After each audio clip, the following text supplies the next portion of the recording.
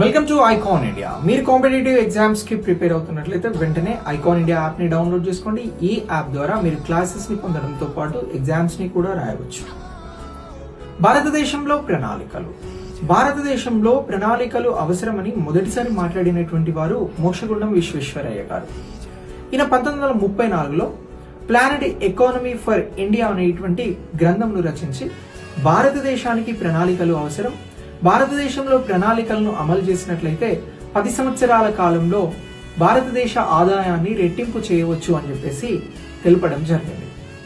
So వ్యవసాయ రంగంలో ఉన్నటువంటి మిగులు శ్రామికులని పారిశ్రామిక రంగంలోకి మరల్చడం వలన ఈ ఆదాయం రెట్టింపు అవుతుంది అని చెప్పేసి ప్రణాళికలు అవసరము అని చెప్పేసి మొట్టమొదటిసారి మోక్షగుండం విశ్వేశ్వరయ్య గారు మాట్లాడడం జరిగింది.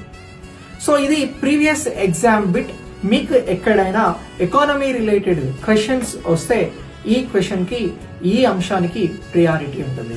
ఇలాంటి మరింత సమాచారం కోసం మీరు వెంటనే ఛానల్ ని ఫాలో చేయండి, లైక్ చేయండి, ఈ వీడియో మీ ప్రిపేర్ అవుతున్నటువంటి మిత్రులకి షేర్ చేయండి.